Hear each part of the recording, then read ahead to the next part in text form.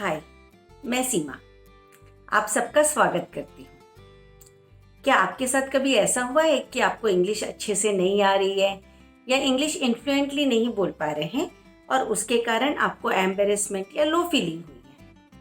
क्योंकि आज भी हमारे यहाँ बहुत सारी जगह ऐसा होता है कि जिनको इंग्लिश अच्छे से नहीं आती है तो उनको लो समझा जाता है, कम स्टैंडर्ड का समझा जाता है।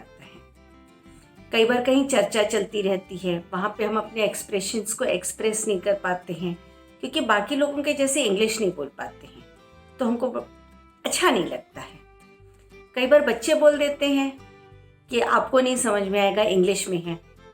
कई बार कोई मूवी देखते समय होता है कि हम इंग्लिश मूवी बोलते हैं कि हमको नहीं समझ में आती है, तो हमको अच्छा नहीं लगता है, जबकि बाकी लोग देख रहे होते हैं। जबकि भाषा जो है वो तो भाषा या लैंग्वेज जो है वो तो कम्युनिकेशन का पार्ट है कि अपनी बात को दूसरों तक समझाना। अब भाषा में स्टैंडर्ड या कम स्टैंडर्ड इसका तो कोई मतलब होना ही नहीं चाहिए। तो मेरे साथ भी क्या हुआ कि जब मैं कुछ क्लासेस करने गई, हीलिंग क्लासेस वगैरह, वहाँ पे सब इंग्लिश में बोलते थे, तो मैं भी इंग्लिश में अपने इमोशंस बोलने की कोशिश करती थी। अब चूंकि हीलिंग क्लास थी, अपने इमोशंस बोलना है, तो इंग्लिश में तो इमोशंस आते ही नहीं थे, भाषा का स्ट्रगल हो जाता था। तो बाकी लोगों ने बोला कि आप इंग्लिश में बोलने की कोशिश ही क्यों कर रहे हो, आप हिंदी में अपने इमोशंस निकालो।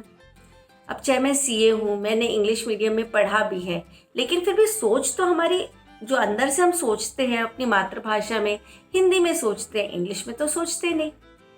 और जब हिंदी में सोचते हैं तो जो कम्युनिकेशन मैं हिंदी में कर सकती हूँ, जो अपनी बात आप तक पहुंचाने के लिए हिंदी में कर सकती हूँ, वो इंग्लिश में नहीं कर सकती या किसी और भाषा में भी नहीं कर सकती। तो भाषा का काम है कि अपनी बात सामने वाले को समझाना। इसमें एक और इंटरेस्टिंग चीज़ है कि कई बार तो बिना भाषा के भी हो जाता है, जैसे छोटे बच्चे जिनको बोलना नहीं आता लेकिन वो अपनी माँ को पूरी बात समझा देते हैं। इवन जो जानवर होते हैं वो भी अपनी भूख या अपनी ज़रूरत की चीज़ें लोगों तक समझा देते हैं कि सामने वाले को समझ में आ जाता है। तो बात समझाना, भाषा का काम है बात समझाना, इसमें स्टैंडर्ड का तो कोई मतलब ही नहीं है। और मेरे को भी ये बात थोड़ी सी बाद में समझ में आई, मेरे को भी कई बार लो फील होता था, लेकिन जब मेरे वीडियोस बनाने की बारी आई तब मुझे समझ में आया कि लोगों से कनेक्ट करना है तो अपनी जो ओरिजिनल चीज़ें हैं, जो कि मैं अंदर से बोल पाऊँ। नहीं तो क्या होता, मैं अंदर से कुछ सोचूंगी, फिर उसको इंग्लिश में कन्वर्ट करके फिर बोलती।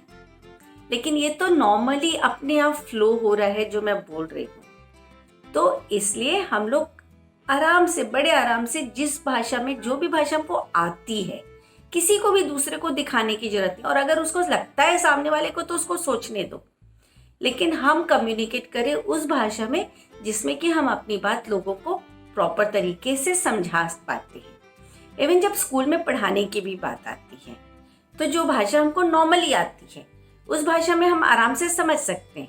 क्योंकि जब मैं बुक्स पढ़ती हूँ तो एक हिंदी बुक और एक इंग्लिश बुक, तो हिंदी बुक में मुझे कम समय लगता है और इंग्लिश बुक में मुझे ज़्यादा समय लगता है।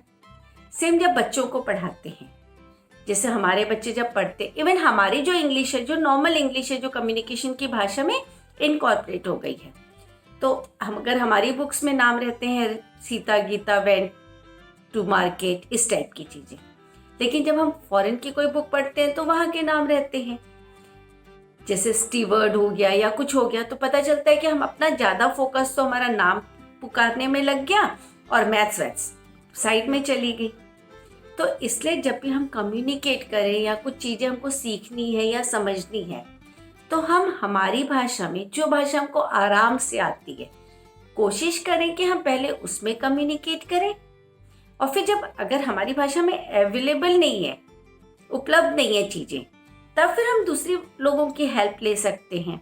लेकिन इसमें हमको कोई शर्म की बात नहीं है कि अगर मेरे को सामने वाले की भाषा नहीं आती है या मेरे को इंग्लिश नहीं आती है, मेरे को हिंदी ज़्यादा आती है, तो इसमें मेरे को कोई शर्माने की बात नहीं है, क्योंकि मैंने जो लैंग्वेज सीखी है वो मेरे को कम्युनिकेट करना है। तो लैंग्वेज आगे से हमको ये समझ लें कि कम्युनिकेशन के लिए है, स्टैंडर्ड शो करने के लिए नहीं है। और मैं ऐसे ही अपने वीडियो से आपसे और कनेक्ट करती रहूँगी। आप मेरे वीडियोस को लाइक, सब्सक्राइब या फीडबैक भी देंगे या कोई टॉपिक देंगे जिसपे कि मैं बात कर सकती हूँ, तो मुझे बहुत खुशी होगी। और फिर मिलते हैं। Take care, bye.